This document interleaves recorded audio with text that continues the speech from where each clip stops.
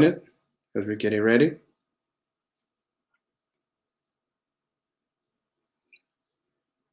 Just give us a second.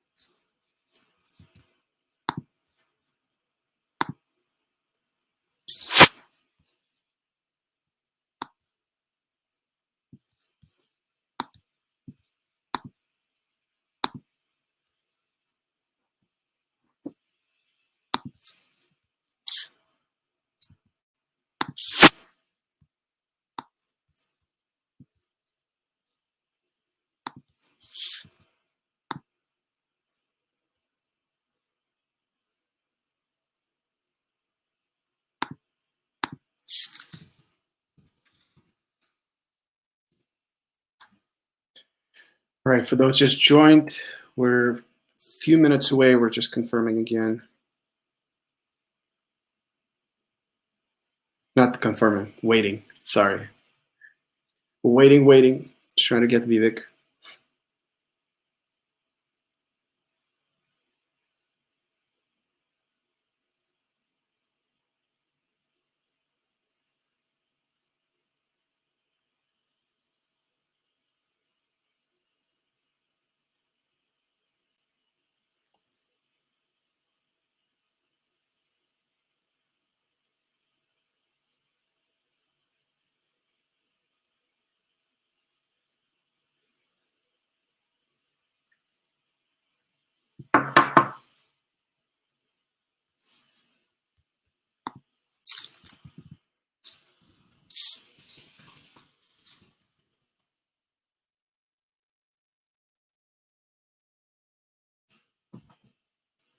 While we're waiting for Vivek, maybe Alisa, Jennifer, Natalie, let us know how you guys doing.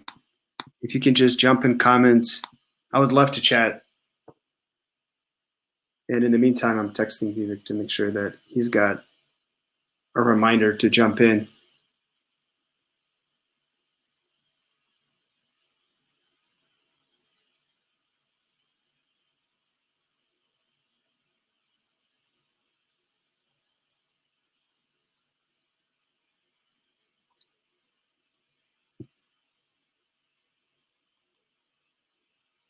That's awesome. See busy emergencies on insurance claims. That's really cool. Let's see if Vivek is here. He might be. Yep. I'm adding Vivek. We're recording. Can you hear me? What's happening? Hey, how's it going? All good, man. Yourself? I'm all right. You're right? Right. Just realized I haven't shaved for a long time. We're all in the same shape, like haircut and the whole thing. Yeah, now it's like, I think, what is it, week 3 or 4? And you start seeing on Instagram all the posts, like how people like try to figure out how to shave themselves and Oh, yeah. all the crazy stuff. See, how you been, man? Been all right. Still very busy, I guess, right? It's just, just tough to juggle a lot of things, right? So That's cool. A lot of stuff going on. I kind of lose track of, right? Like, Yeah. of what to do, etc. So better time management is in order. I hear you. Yeah. Is it tough for you to keep your disciplines? It is. To not to lose your sanity? Yeah, it is. I am learning at least one thing where I'm dividing days between the 3 entities, right? So VIP download. How's it working? If I stay on them, then it's good. The only thing is that I just need to be completely disciplined to say, okay, I'm not, right? So in fact, it's funny because I can show you now, right? I've got one setup here, okay? Oh, so you're literally changing the setups? I am literally changing, Wow, actually a little bit, right? So this is this is another one. Oops, sorry. So Wow. I've got one setup for VIP Dental Lounge. I've got one setup for PPO Profits, one setup for Verrific. So like literally, so that I have no disturbances, distractions, Slack, because we use Slack for everything, right? For example, Yeah, so it's I've got horrible. 3 different. Yeah. Yeah. Hear me? Yeah. Hold on, something just got. I can't hear you from my. We can hear you really well. So while Vivek is connecting, so I want to take a minute. So we see that people are still jumping in, which is awesome. Vivek, you back? Yes. Cool. So I just wanted to make a quick introduction. So we're happy to bring you back again. We had a really cool discussion last time on insurance, and it was a really fascinating moment when we talked about what is possible to do while you shut down, and there's a lot of things. And then I just like loosely asked you a question. So what is it like in dollar amounts? And you said 30,000. So Irene on my team decided to go bananas on that number and just put it on title and said how to collect 30K in insurance while you're sitting at home. So I think we're obviously going to talk a little bit about that, but also I think just briefly for everybody who did not see you last time, and also it would be helpful. So for those that jumped, I know that Alicia already typed, Alicia typed a message that you're good. Alicia's working on insurance claims. So Alicia, add your question. So whatever you got for Vivek, and the reason Vivek is here is I'm going to read it because it's pretty long, but I also want to make sure I don't mess up because Vivek is busy with 3 different companies. So Vivek is an industry leader in dental insurance. Besides owning a high-end PPO-driven practice in Chicago with his dentist wife, he owns a company called PPO Profits, and that's helping dentists with poor insurance reimbursements and insurance verifications. And he's also a co-owner of a premier fee negotiating firm in Chicago. Did I mess it up? Yeah. So I did. Yeah. That's why I need to read. You want me to do it? Yes, please. Okay. So I own a company called PPO Profits, and it's the one in the back. PPO Profits does nothing but insurance negotiations with PPOs. So basically to get you higher reimbursements from the insurance companies that you're in network with. And then there is a company that I co-own called Verrific that does insurance verifications. It's very software driven. We automatically import everything back into your Open Dental right now, and then EagleSoft and Dentrix coming later.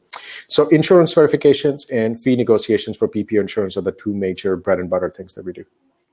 Got it. Awesome. So that's the reason we would like for you to come back. And let's start with just, what have you seen offices done in the last 3 to 4 weeks? Your clients, you're also part of a bunch of Facebook groups. What have you seen people did in the last 3 weeks that blew your mind and has been productive? So, I mean, I'll share with, tough question. So I'll kind of share with like what I have seen from my companies, first of all, right? Like PPO Profits, that's fee negotiations. I was very, very concerned there. I thought, we have a lot of clients. I have a big team. I've got a team of about 13 people, right? And we're always kind of, short-staffed, under the gun a little bit. And I was concerned. I was like, what? I don't know what's going to happen to fee negotiations, right? If the businesses, it's a pretty expensive service, the dental offices are going to be closed. And so I had a certain number of existing clients that said, hey, can we put a halt on this, right? Which I didn't agree with, right? Because I think this is a process that you continue.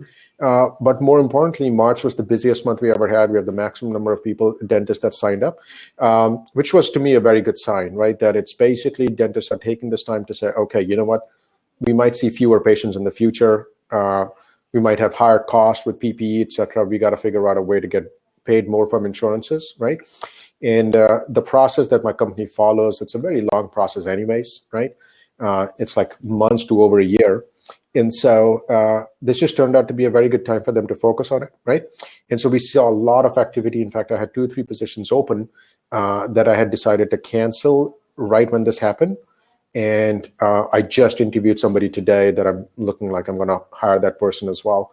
So there's a lot of activity in PPO Profits, which is a good sign for dentists who are saying, okay, let's use this time productively to set ourselves up for the next few months to get paid more from fewer patients. Very sick question. Yeah, sure. So the person that you're hiring, is it for the VIP dental launch, the dental office, or for the PPO, the profits? PPO Profits, yeah, insurance negotiations. Okay. So what that person is going to be doing, like what's the role that you're filling in?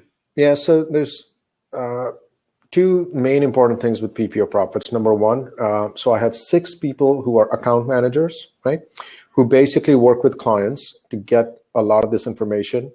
And then they make the submission request to the insurance. So they basically just organize the whole setup and system, answer a lot of the questions for the doctors, et cetera, right? Help them out a lot administratively while I negotiate the insurance fees for them, right?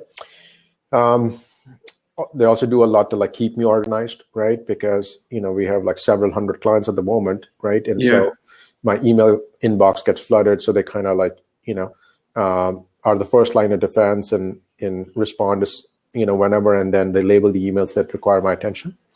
And then I have 6 people that just call the insurance companies to check on status, as well as a lot of these insurance companies are so intertwined with each other that you can be in network with one insurance company like 7 different ways, but for different plans, et cetera. And people don't know that, right?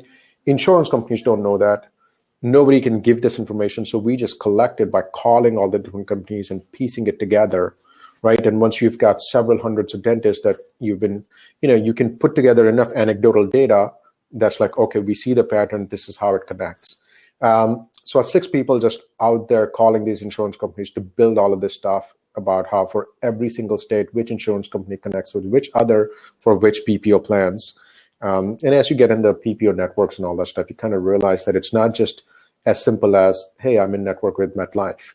MetLife has 3 different PPO networks. United Concordia has 6 different PPO networks, right? So so the person that I was hiring today was an account manager. Largely that what ends up happening is, we've got, of the several hundred clients, obviously I can't handle that, right? So each of the client, there's an account manager assigned, right, that does as much possible until they need me, right? And so they basically just tee everything up for me to negotiate with the insurance companies, as well as putting all the data and analysis together for me to be able to see and make decisions, and then setting up the appropriate meeting so I can strategically explain it to the doctors about what we're planning to do, et cetera. So that's the position I was hiring. I guess more in detail, what I was going with that question was, so let's take VIP Dental Lounge as an example. From insurance standpoint, what have you guys done in the last 3 weeks? Like just literally, are there insurance companies that are open that you were able to pull some stuff in? Like just if you can walk us through the last, since quote unquote, just going home. Yeah. So, and in fact, if you remember last time, I think phrased it a little differently, which was more like, okay, what are the offices that they can do right now with the insurance company? So I'll kind of walk you through the series of steps that we've done. Right. Number one, perfect. It is what people don't realize is that their information that is set up in the insurance portals and how they're listed in the directory is often inaccurate or incomplete. Okay, like if you just do an audit and you just say, whether you're an office manager or a doctor, if you just go to all the different websites, right, like MetLife, find a dentist, right? Search for yourself, right? Cigna, right? It's called Cigna for HCP. Search for yourself as a dentist. And what you would find is that a lot of the data that they have listed you as is not accurate, right? And the little things make a big difference. I'll give you a very good example here, right? My wife's name is Ludmila, but she goes by Luda, right? Now there's a legitimate issue. Russian thing. Yeah. So there's a legitimate issue there, right? Like, because if you think about it, everywhere on our website, on Yelp page, on Google My Business page, Dr. Luda. On insurances, she's listed as Dr. Ludmila. So what would happen is, right, if somebody found us on Yelp or Google and puts in Luda and is searching for her on the insurance website, it won't show up, right? And you can imagine how many patients you can lose based on that, because of a lot of people are getting your advertising, going on their insurance website to check, and if it's not correct, you just miss out on that call. Very similarly, a lot of offices, dental offices, it's very, very common, right? Like we negotiate and credential for so many offices that it's not, what I'm saying is it's almost the rule, it's not the exception, right? That when a dental office starts, right, when a doctor says, okay, I'm going to get started, A lot of times they haven't even thought about exactly what name they want to do business as, right? They just have an entity called Dr. XYZ LLC, right? And they establish their entity, they get their tax ID, and then they have to file what's called an assumed name, which is a DBA, doing business as, right? And they put their name. So in our case, for example, our legal entity name is OS Dental Lounge LLC. We do business as VIP Dental Lounge. So on the W-9, which is the tax form that all the insurances need so that they can pay you and send you a 1099 at the end of the year, first line says, what is the legal entity? And for us, we put in OS Dental Lounge LLC. And then the second line says doing business as, and we put in VIP Dental Lounge. Problem is, a lot of the insurance companies will add you into their directory as OS Dental Lounge, right? And that's what we have it. So some entities, they have VIP Dental Lounge. Some insurance companies have OS Dental Lounge. Some insurance company only has my wife's name on there, right? So you can imagine that OS Dental Lounge LLC is something that nobody knows, right? So there are two problems that can happen. A patient can go on the insurance website and search for a dentist. They see our name, OS Dental Lounge. They want to now go get reviews, right? Check for reviews. They, copy and paste OS Dental Lounge into Google and checking for reviews. Nothing exists. Next, right? Or vice versa. They find VIP Dental Lounge. They really like the reviews. And now they're going to their website to check, hey, is this doctor in my network? And it doesn't show up. We have lost it. So this inconsistency is far more severe than what people recognize. And this is the time that you absolutely need to take to correct it everywhere possible. It also helps a lot in search engine optimization. There's something called NAP consistency, name, address, phone number, right? And so you want to make sure that what Google sees you and what insurance sees you match exactly, right? So we are, for example, also doing this project where not only everywhere on our website, we have to change it to Ludmila because that's how insurances are seeing us. We're also removing the suite number, which is one for us, from everywhere, because some insurances don't have a suite number. Some of them have a STE one. Some of them have a suite one. Best to just clean it up so that Google, what they see and insurance see, there's more trust. There's consistency. Right. So that is one thing that you absolutely can and should do. Yeah, at this time, right? So that's number one. The second thing, obviously, we're doing is the problem right now that's happening is with paper checks, right? It was always an issue, okay? A lot of doctors don't like EFT, right? EFT is electronic funds transfer, which is a direct deposit from insurance company to your bank account. There are reasons why doctors don't like that. Number one, there is an inconsistency between when they record that payment into their practice management software versus when it's in the bank. So it's very difficult to reconcile, right?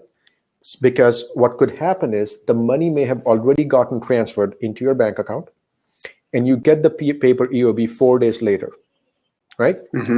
So if you want to run a report where you want to make sure that whatever your practice management system is showing that you collected that day matches with what got deposited in the bank account, you cannot do that, right? Like it won't, right? Because so it's like one lump sum is in your bank as an ACH or whatever, right?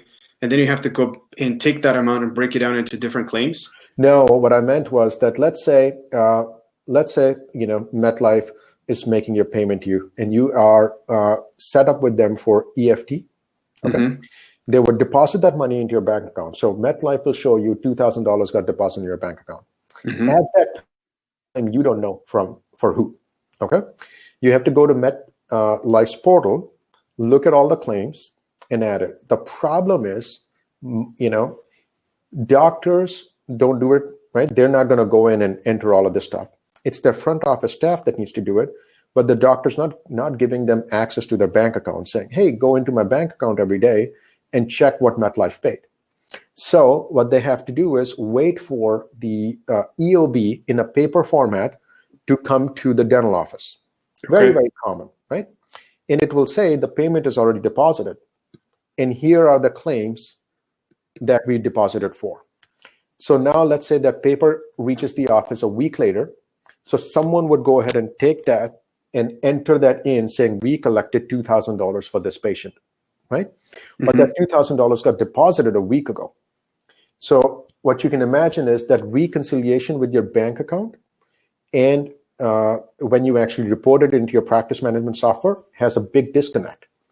And this makes it even worse if it's at the end of the month, because if the insurance paid you on the 28th and you collected it, into practice management software on the 2nd of the following month, while the monthly numbers are all off, right? And so that's why doctors don't like EFTs. They like getting a paper check so that they deposit the check and enter it on the same day. Together with the EOB. Together with the EOB. Well, the problem now is that the checks are going to closed offices. Right, to closed offices. Secondly, a lot of the checks are not going out because their insurances don't have the people to process it and mail these checks out because they're not working at home. So the quickest and safest quick payments right now are happening are EFTs. A lot of it is automated, approve the system, the money goes there, right? So the second thing that I would say is we're doing it as well, right? We are already set up with EFTs long time back with a lot of companies. There's, Guardian, Blue Cross, and a couple others.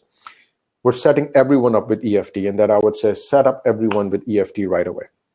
And then the third step of the process is something called ERA. It's not a very common thing with dental offices, never became popular. It's basically an electronic EOB. Okay, so instead of a paper check, you get the money transferred. Instead of a paper EOB, you get it electronically. And the way it's happening electronically is there are practice management softwares like Open Dental, I'm assuming EagleSoft and Dentrix as well, where they have these plugins for ERA. So you hit a button called Import ERAs, and it sucks up these electronic EOBs from all the different insurance portals electronically. Okay. This way, what you can do is, if you have that set up, then the day that the payment gets submitted is also the day where these insurances electronically send this ERA to you, so you can match it at the same time. Okay. So it kind of solves the problem that people have with EFTs. Right. Exactly. Okay, so what's the holdup for most of the people before the whole virus thing? Like, why wouldn't they set up the ERAs? ERA, yeah, there's ERA. There's a few different things. Number one, it's still not popular enough where everyone else is using it, right? So the major insurance companies are using it, right? But a lot of them still don't, right? And so what ends up happening is, hey, we can use it for 7 insurance companies, not for 3 insurance companies, right? So you almost have to have a different process for the 7 versus the 3. And a lot of people don't like that, right? They just like, right, like consistent format, across every insurance company. Secondly, it never got popular enough where people don't get trained on it. They don't realize that in their practice management softwares, there's stuff already built in. And you can literally, for a lot of the claims, just hit a button called import, and it'll take all the stuff from the claim and enter it into your practice management software for you, versus you basically typing in, I billed $70 for an exam, insurance paid me $50, my write-off was $20. Because right now what happens is a lot of people actually type that in, right? Like they get a paper claim and they say, okay, so I billed $70, insurance write-off was $20, I got paid $50, and they're actually typing in as it shows on the paper form, right? How many human errors can happen at this stage? Yeah, I mean, anything that you do, right? Like there's obviously a potential for error, right? But that's what offices do today. That's right. This way, through software, they can actually get it imported. And then the third thing that is, I think I was sharing this with you, and you were like, "There's no way that's true." The third thing that you could do is, a lot of the times claims get stuck at a clearinghouse, right? If you ever look at all these Facebook forums, like dental office managers, etc., a lot of people complain that their claims are not getting paid. And when they dive deep into it, the insurance company says, we never received the claim. Okay? Now, in reality, what happens is there are 3 different clearing houses. What a clearing house is a company. Right now, it's all software. It's a software company / product that connects to all the insurance companies electronically to send them the claim, so that you don't have to upload the claim on each of the portal, right? So technically, from your practice management software, you hit the button to submit the claim, and technically, assumably, that the company takes the claim and electronically sends it to the insurance company. Right. And it's all like, built in, right? So it's really just you hit a button, send a claim, and supposedly the insurance company has it. Okay. Now, the problem that happens is that there are 2 or 3 big clearinghouse companies. One of them is called Dental Exchange. Okay. Second is called Renaissance, which is a company called product is called Remote Light by Renaissance.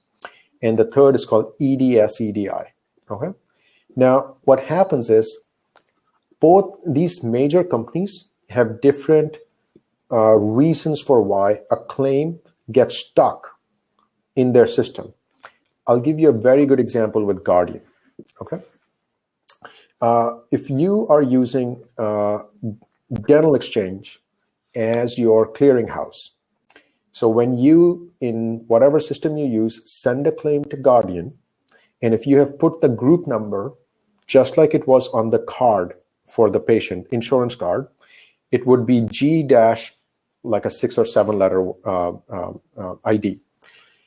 If you send that, the problem is in Dental Exchange does not like the G-. So the claim got stuck in their portal. You have to go in that portal and fix all those errors by removing the G- and resubmitting it. Wow. Right? And so, give me one Working second. from home. I totally get it. But I sometimes wonder if it's some of these things, I mean, we'll talk about it, but maybe they're done on purpose. So this is interesting. The clearing houses probably don't have any benefit, right? The insurance companies, it's all so broken up. And this is a big piece of frustration for people, right? Like this is not an uncommon thing. I look at dental offices and their outstanding insurance collections is really, really high, including for ours, it was really high, right? And when you dive deep into it, a whole chunk of them, the insurance company would say, we never received it, right? And then you dig deep and you find out it was stuck in one of the clearinghouse portals. And the reasons for why some of the claims get stuck or not is different. So this is a very good exercise that I think it is, everyone should do, right? And we're doing it as well. You have to decide which clearinghouse you're using, understand its nuances, right? And write up a document for every single insurance company, for every single type of a claim, what you're going to send to them. Because there is so much finickiness and weirdness that if you can track it down and build a system around it, it'll help a lot. Cigna, I think any office manager that's ever sent a claim will recognize what I'm about to say. Very common for Cigna to deny the core buildup, which is, you're building up the tooth to support putting a crown on it. And I promise you, anyone that's listening to it who's done any claims processing will say, yes, Cigna will deny the core buildup, saying that it's part of the crown. But that's not true, right? All Cigna wants you to do is not bill them at the prep date, but bill them at the seat date. And their way to make sure that you are sending the claim at the seat date is by denying this, right? So what happens is a lot of people just give up and say, this is what Cigna, it's part of the process, right?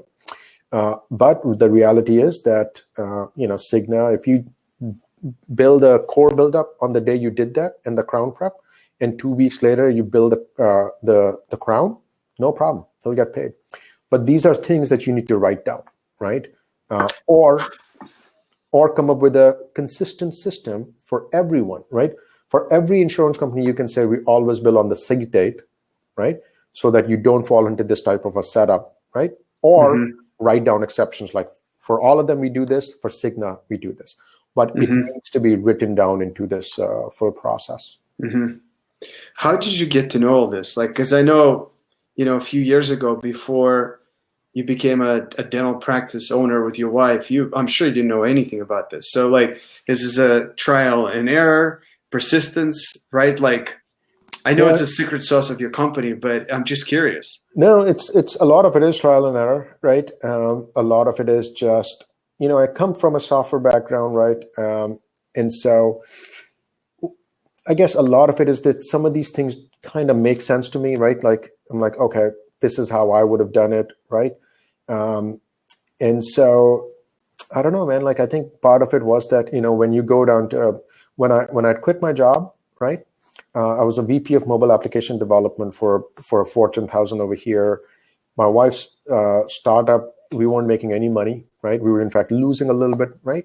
So when you go down to zero income, you just got to hustle then, right? Like, you got to just figure it out about why you're not getting paid, what's going on, right? And then obviously the important thing is that, when things go wrong, right? You got to find a way to correct it for the next time. And because we're so fully invested in this, right? That we have to get it right. Otherwise, we don't get paid, right? Exactly. So it's like you have your life on the line. Right. It's not like I was getting a salary and just doing a job, right? Like, I mean, So, it's same pants, different pocket, right? Like, so it's one of those things where we have to collect as much as we can. So can we just go quickly in some of, so you mentioned 4 things: the directory, the NAP, EFTs, ERAs, and claims get stuck with the clearinghouses. So if somebody would say, all right, so, and I'm sure most people that are listening to this or watching this will know how to do this thing. So I'm just going to pretend I honestly have no idea. Sure. So if you're about to go and clean up your number one step that you said, information directory, clean up directory, business and all that, where would you start? Go to your major insurance companies that you see patients with, right? And there's about 15 of them, right? Delta, Aetna, MetLife, Guardian. Go on their portals and find yourself as a dentist like a patient would, right? Like, put in your zip code, right? Put in, your name. You have to almost kind of think about how are patients finding you. There's one of 2 ways. One, they go on their insurance website, right? And then type in, general dentist or et cetera, right? And they go there just to see if you're in network?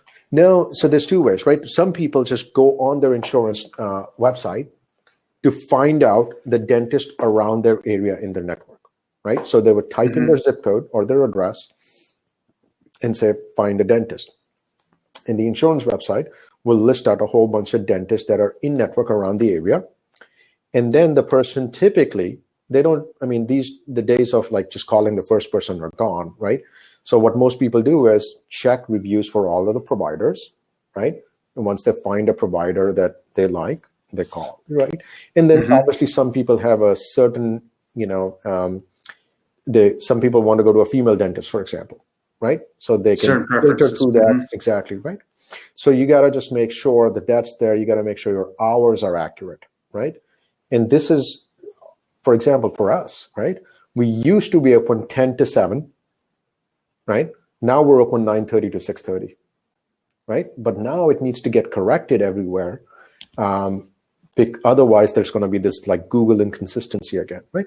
So find yourself as a patient to see how you show up. What you will find out is that very often the information that they're showing for you is far limited or just inaccurate versus others, right? You may be open on a Saturday, and for the question, open weekends, the answer may be no, right? And so you might be like, because you have to understand that patients might be searching by putting those filters on, right? They may say, I'd like a dentist open on weekend. And if that field is an N for you, you're not showing up in that list, right? So that's one thing that I would do. Just go there, and if it is, you find out anything inaccurate, call the company. Most companies have a form that'll send you that says, fill out this form. Now, sometimes what happens is a dentist is in network with an insurance company through someone else. Okay, like you could be in network with Guardian through Aetna, right? You could have never made contact with Guardian. Just joining Aetna, you could be in network with Guardian. But in that particular case, Guardian is grabbing your information through Aetna, which means now you have to correct it through Aetna and have tell Guardian to get the new information from Aetna, right? So you don't go directly on Guardian. Yeah, I mean you can, right? But because of these insurance companies being so intertwined, you have to go to the source, right? Like if Guardian says, yeah, you are an in-network provider, but we got your information through Aetna, right? Then you have to get this information corrected by Aetna, because what would happen or what could happen is even if you tell Guardian, hey, my phone number is wrong, fix it. Then what happens is a lot of these insurance companies like Aetna will send a full file of their dentist, every so often to Guardian. And Guardian may update you again to the wrong one, right? You see what I'm saying? And so I'm sure there's a lot of times you just sit on hold waiting for people to finally answer to update this information. Oh, it's all of this stuff is a painful process, right? It's not a quick process, requires a lot of patience, but again, these days, hopefully you have time. And probably Google yourself too, right? In all the different registries and directories and things like that. Right. And the second thing, obviously, is just see how your name is coming up, right? There's just so much that you can do, right? Like, for example, if you're using online scheduling, right? A lot of dentists use a company called LocalMed, right? Now, LocalMed has a partnership with Humana, United Concordia, and MetLife, where a patient can use the LocalMed link to schedule an appointment right away, right? It's something that you need to make sure that your LocalMed scheduling link is linked up with those 3 websites, right? MetLife is big, right? Just imagine you go to MetLife, find a dentist, there's 10 dentists that show up on the first page, and you're the only one that says book an appointment online, right? Very high chances that the patient just clicks that book an appointment online, and now they're off the MetLife directory, right? And looking to get, right? These are little things that make such a big difference, right? So that's really cool. What about EFTs? So if one goes about setting up the EFTs, what's the process? How would we do it? Multiple different ways to do this, right? One, there is ADA, right?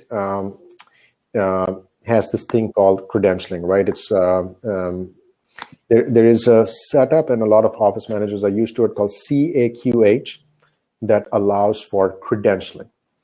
What that means is in a lot of different states now, you could get all of your information as a provider added to CAQH. And for you to get credentialed with insurance companies, you simply give them your CAQH number, okay?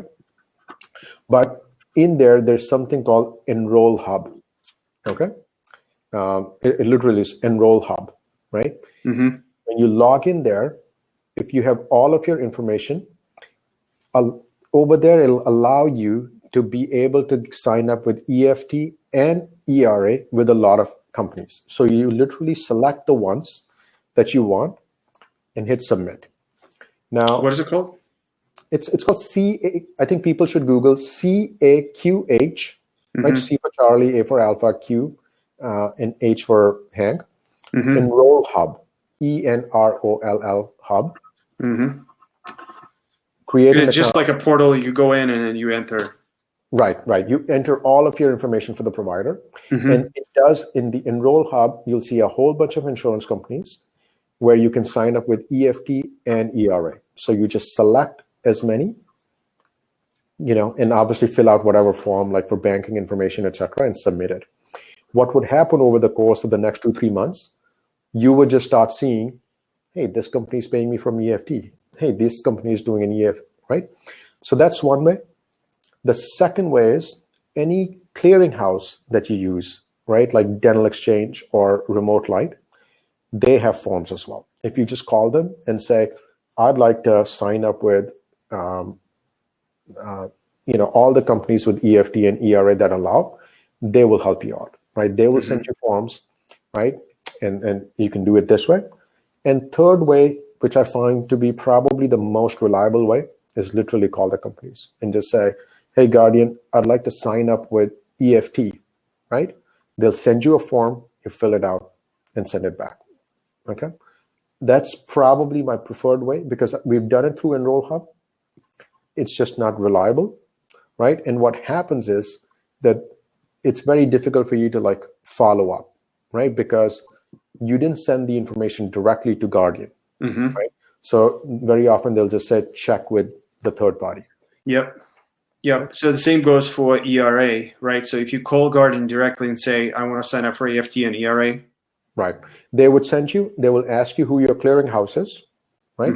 And you put in, either Remote Light or Dental Exchange, etc. Okay.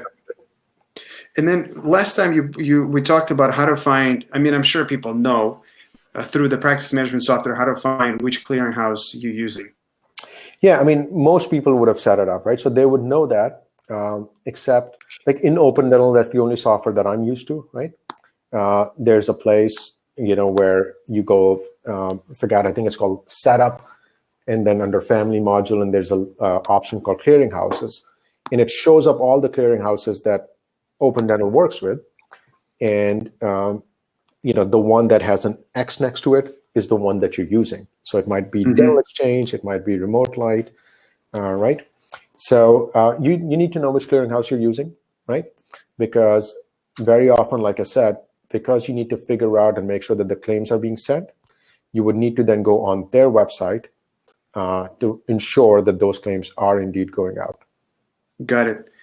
And so that's where I think you and I talked, and I was fascinated by how advanced the technology is in probably this fourth point where you talked about the claims get stuck. And I think that's where you brought up that there's so much opportunity to go back and collect. And there were some reports that you mentioned. So if let's just say somebody took the time and they did the step one, they cleaned up their inventory, information directory, the full cleanup, right?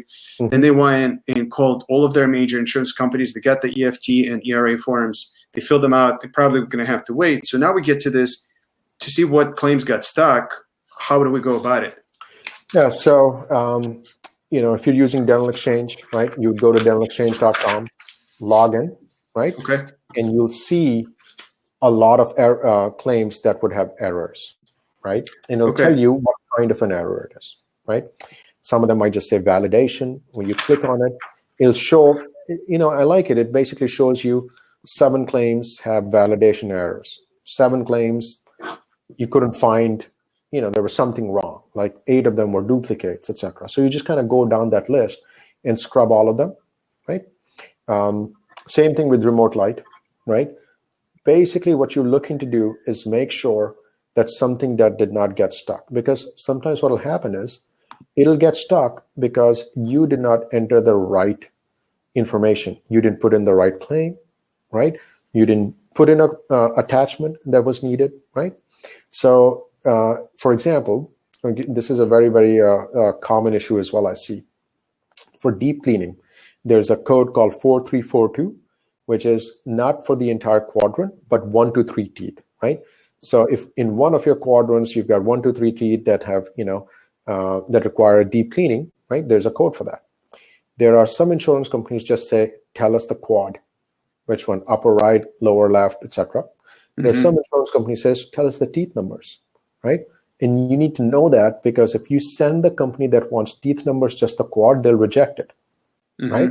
If you send the company the teeth number that wanted the quad, they'll reject it, right? It's super annoying, right? So you almost have to like, oh, okay, it's this company. I got to send the teeth numbers. And what happens is when they send it back, right, they'll tell you, well, no, tell us which teeth. And then you fill it out and you send it back. So you eventually can get paid, but now it's already like 2-3 months past, right? Now the thing that you were talking about, the reports to run, right? Yep. Sticky notes. Yeah, sorry. So there are a few, right? Like, and I'm used to Open Dental, so I'll say it in Open Dental language, and you can translate it into whatever the appropriate reports are, right? Number one, sometimes what happens is the first report we run is called procedures not billed to insurance. Okay. What that means is that we forgot to create a claim.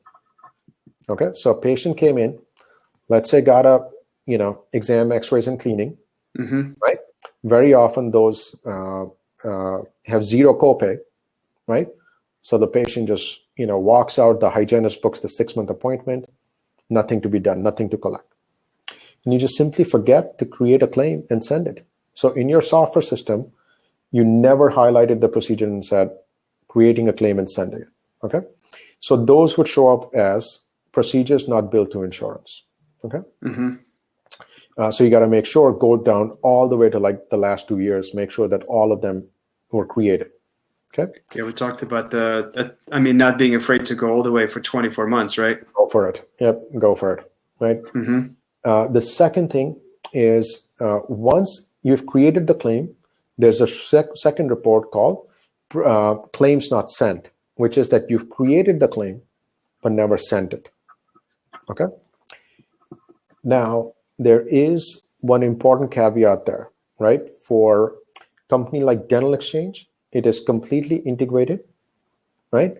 However, with a company like Remote Light by Renaissance, very popular company, what ends up happening is that if you try to send a claim on a computer that does not have Remote Light installed, what would happen is Open Dental will try to launch Remote Light and give it an error saying, program not found, something like that. However, that claim will get marked as sent, okay?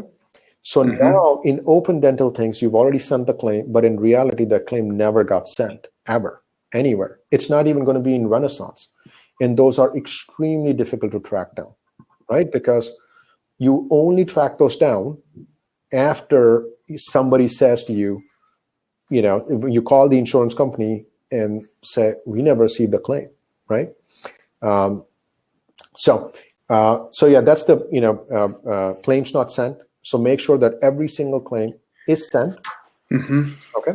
And the third one is outstanding insurance collections, right?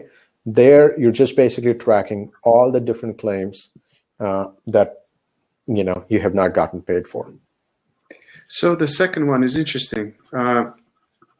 I go to Open Dental, I click send the claim. It does something in the background, and then it shows me the claim sent. But in reality, if I use Renaissance, it didn't send. Now, Renaissance, Dental Exchange is tightly integrated with Open Dental, which means when you send a claim, there will be an Open Dental pop-up that says claim sent. Okay, right? It went through from Open Dental. You still have to now go to Dental Exchange to make sure it got sent from their portal with the problems that I was explaining with like Guardian. But with Remote Light, it's a separate software. So the only integration with Open Dental and Remote Light is that when you have your clearinghouse set as Remote Light, and when you send a claim, Open Dental simply launches Remote Light and transfers the claim over to Remote Light. That's it. Okay. The claim is still in Remote Light. It has not gotten sent yet. You now have to go to Remote Light and hit send. Okay. But in the event that the Remote Light was not installed on that computer, or there was some problem that it didn't get launched, right? Open Dental will try to do it. But even if it fails, because let's say you're working on a computer that does not have Remote Light as a program installed, Open Dental will transfer that claim to send status already. Okay. Okay. So yeah. And how to check it? Well, it just you basically it'll say, right? Like you just have to make sure that if Remote Light wasn't launched, now you have to go back into Open Dental and change the claim status to waiting to send. If you leave it as sent, right, thinking that, well, I'll fix it later on or something else happens, then from Open Dental's perspective, the claim is sent. It is now part of outstanding insurance claims, right? But legitimately, it never got sent to the insurance company. And this one, you can't even blame to the clearinghouse because the clearinghouse never got it. Yeah. So I guess it's fascinating because let's just say I'm a doctor and I have a team member who's in charge of it. They don't know. We didn't have the clearinghouse installed on that specific computer. We hit the button, it's sent. How do I find it? What is there any report that I can run, or is there any way to reconcile these two? No, it'll just say that remote light not installed, right? Something like that, right? Couldn't find the program. So you know it failed, because if it succeeds, it launches remote light and you see the software, launched, right? Can I see, sorry to interrupt, can I see the claims in, what is it called? The remote light and in Open Dental and see if they're two match? So if remote light launches successfully, right, and everything is okay, then Open Dental will show sent, but that claim you'll be able to see in remote light, right? But with the caveat that that claim now is simply sitting in remote light. It has not been sent to the insurance company. You still have to send it. But yes, you'd be able to see it. You'd see sent on Open Dental, but in clearinghouse, which is also a little bit of a misnomer, right? Like if you think about it, Open Dental's telling you the claim has been sent. In reality, it hasn't been sent to the insurance company. It's just been sent to remote light. Yeah, that makes sense. Whew. That's like a lot of work. It's rare. It really is rare for a dental office to show their outstanding insurance collections to be really low, including ours, right? Like we have a current project going on where our office manager, what we had to do is like, don't worry about anything else, right? Yeah. The next month or so, all you're doing is outstanding insurance claims. And we made the decision that we're not going to use dental exchange. We're going to use remote light, right? So that we're, going to just one of them. She's going through all of the remote light. She had training to make sure that none of the claims get stuck. This is interesting. I would think you would go opposite. If dental exchange is fully integrated into Open Dental, it's just that you hit the button and the claim is there. Why would you go with remote light? Well, two or three reasons. Number one, remote light, if it's cheaper, right? I mean, it's a flat monthly cost regardless of the number of claims. Dental exchange charges you per claim, right?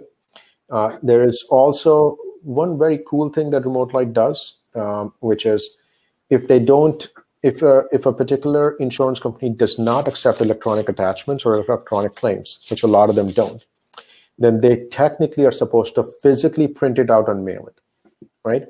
I don't know if it happens or not, but one of the appeals of remote light is, hey, if you want to send a claim to a company that does not electronically accept it, we will print it and mail it for you at no extra charge, right? It's just $50 a month flat. I have no idea how they make money, really, right? And so with dental exchange, that's the thing. And the annoying aspect of dental exchange with not having a very good attachment system, right? Coupled with this like Guardian where, I didn't realize that the G dash was causing a problem, kind of put a bad taste, right? It makes no sense to me that we are supposed to go into dental exchange to remove the G dash, right? The other alternative is to not enter the G dash in our Open Dental, which I find to be problematic because technically the group number on that insurance card does say G dash. Issued by Guardian. What? And the card is issued by Guardian, so you would want to follow the direction by the insurance company. Exactly. You should be putting the data exactly the way you see it, right? Yeah. And I'm sure you've contacted Dental Exchange about this. Did they say anything? I have not actually. It's just, one of those things, right? Like I was talking to you before, I think we started recording, right? Like so many things I want to do, right? You just have to pick your battles and, some battles you just give up before they start, right? Like, it's, in these days, it's like you call, be on hold for an hour, right? And, I have no patience. Once in a while, what happens is that, you're in the middle of the call gets disconnected and you just wasted an hour. I'm like, screw it. I'm just going to find a way around it. Yeah. It's interesting. So as we're wrapping up, there was a lot of good information here. We will definitely do the notes and make sure that it's all included in the webinar notes. So for those of you watching in Zen, each webinar now has a comment section, so you can, even after the webinar, you can go in comment section, put your questions, so we'll be able to send them to Vivek and hopefully have him answer those as well. So Vivek is also a client of Zen, so it's a Zen family thing, so to help out each other. And also any notes that Vivek mentioned will be underneath the webinar, including, Irina will help me, but I think including the CE code that you somehow will be able to see it in the notes in a webinar, and then fill out the form and then get the CE. So yeah, so that's the case. It's going to be in a webinar notes. But those of you who are watching, jump in with questions. Oh, Cheryl, how are you? I see Cheryl is here. Elise is here. Jennifer. So if this was helpful, just let me know. That will help a lot. Just give me a comment. Or while we still have Vivek here, it would be good if you ask questions. So Vivek, just a silly question. Do you have a checklist for all these things that you covered? So two things, right? Number one, we do have a checklist in Open Dental, right? Okay. I used to put everything into checklist, right? Like I'm very, very checklist driven, right? Admittedly, it's been more than a year that I have been at the practice on a day-to-day basis myself, right? Mm-hmm. Our office manager is phenomenal. She's amazing, right? And I now have gotten to a point where we are building our main office manual, right? Every single thing, and it's something that, a lot of, offices need to do, right? It's just that nobody ever finds the time to do it. But mm-hmm. One of the exercises that we do have, we have 2 people that are still working on this, is every single thing that we do in an office has to have an SOP written down, right? And write down all the exceptions, all the caveats, but anything that's in your head, put it on piece of paper, right? So we are currently writing for, in fact, Jessica, one of the things I told her on Friday to our office manager, mm-hmm. to not worry about collections, etc., on Monday, and just focus on putting together this, basically a complete life cycle of how do you collect money from insurances, right? And mm-hmm. and just a very, very detailed thing, very specific to our office, right? Except it'll probably be beneficial for a lot of offices because a lot of offices use Open Dental and Remote Light, right? Mm-hmm. But I want every little detail written down. How do we handle this, right? What happens if one of the claim gets denied? How, what is our protocol? In fact, one of the things I was talking to Jessica, for example, is that we need to write down that we should be sending out an email or a letter or a text, right, to a patient when a claim got denied, saying, where a claim got denied, we are appealing it, right? Mm-hmm. Just give us some time. The reason is because sometimes what happens, by the time you're appealing and all that stuff, it's been like, the time of insurance saying they never received it, et cetera, 4 or 5 months have passed. And then if we send a bill to a patient, they get really upset saying, wait, I got this 5 months ago, I came to you, right? What are you sending me this $200 bill for? But as long as every single time that step happens and we communicate it to the patient, right? But I want that process written down that after 30 days, we can send them a message saying, we just wanted to let you know that, this claim has gotten denied. They asked for more information. We have supplied it. We will keep you updated on this. So, mm-hmm. So to answer, that's an excellent point. Yeah, to answer your question, we have a lot of stuff.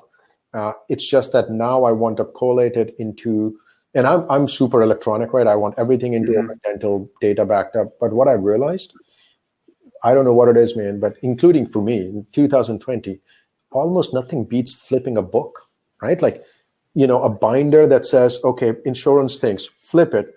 People just process better when they're right or read on paper, right? Like I find myself, I tell people, don't write your to-do list on a sticky note because you could be working on a different computer and yada, yada. But I find myself writing on a piece of paper myself.